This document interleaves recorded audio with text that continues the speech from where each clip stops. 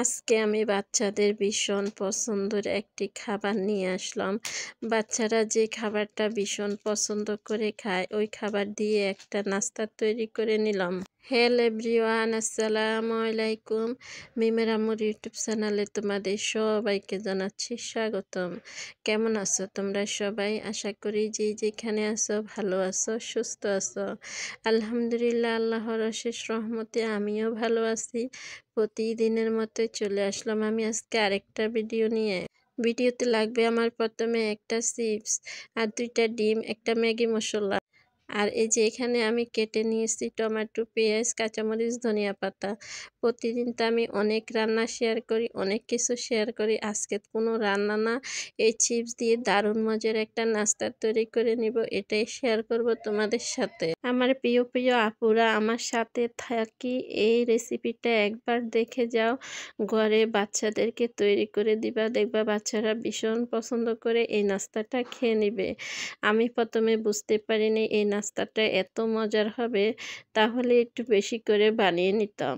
এই চিপসটা আমি প্যাকেটের ভিতরে রেখে গুঁড়ো করে নিবে। এই যে দেখো, চিপসটা কিন্তু খুবই কম। আমি একটা বেলুনের সাহায্যে চিপসটারে একদম গুঁড়ো করে নিব।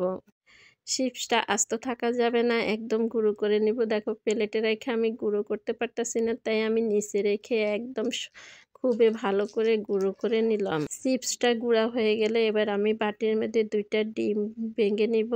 2টা ডিম ভেঙে নেওয়া হয়ে গেলে একে একে আমি সবগুলা মশলা দিয়ে দিব, যেগুলা কেটে রাখছিলাম তোমাদেরকে বললাম। এবার আমি সবগুলা দিয়ে দেব। এই যে দেখো, আমি আলাদা বাটির মধ্যে ডিম 2টা নিয়ে নিলাম। এবার টমেটো, কাঁচামরিচ, পেঁয়াজ, ধনিয়া পাতা সবগুলো নিয়ে দিলাম। এখানে লবণটা দিলেও পারো, না দিলেও পারো, যত ম্যাগি মশলা লবণ দেওয়া আছে এই কারণে লবণটা না দিলেও হবে। আর চিপসটা তো লবণ দেওয়া আছে, এই কারণে লবণটা না দিলেও চলবে। এবার আমি এখানে একটা ম্যাগি মশলা দিলাম, দিয়ে ভালো করে মিক্স করে নিব। আমার আপু ভাইয়াদেরকে প্রতিদিন আমি যে কি রিকোয়েস্টটা করি, আজকেও করলাম। আমার আপুরা ভাইয়ারা প্লিজ একটা লাইক দিয়ে দিবা। তোমাদের একটা লাইক, সুন্দরী একটা কমেন্টে আমাকে আরেকটা ভিডিও বানাইতে সাহায্য করে। যারা আমার চ্যানেলটা এখনও সাবস্ক্রাইব করনি, চাইলে আমার চ্যানেলটা সাবস্ক্রাইব করে দিয়ে আমার পাশে থাকতে পারো। যারা এই কাজটা করে দিয়েছো তাদের জানাচ্ছি অসংখ্য অসংখ্য ধন্যবাদ। এই যে দেখো, আমি চিপসের গুঁড়াগুলো দিয়ে দিলাম, দিয়ে ভালো করে মেখে নিলাম। একটা চামচের সাহায্যে অনেকক্ষণ ধরে মিক্স করে নিলাম। নিয়ে এবার আমি খুবই সাবধানে সবগুলো ডিম আবারও প্যাকেটে দিয়ে দিতেছি। একদম ভালো করে সবগুলো ডিম প্যাকেটে দিয়ে দিলাম। এবার আমি প্যাকেটের মুখটা বন্ধ করে দিব।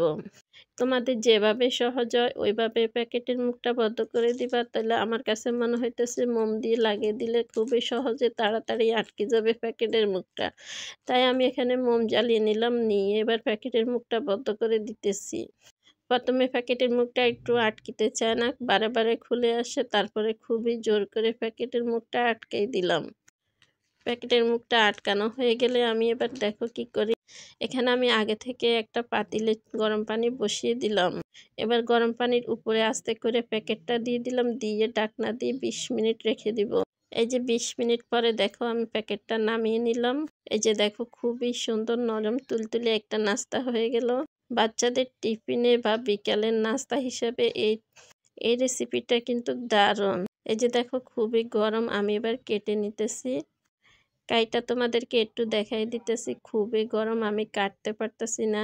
তবে গরমটার থেকে কাটার থেকে মনে হয় একটু ঠান্ডা করে কাটলে সবচেয়ে ভালো হবে। তবে আমি এক পিস কাটলাম, একটু ঠান্ডা করে তোমাদেরকে কাইটা দেখাইতেছি।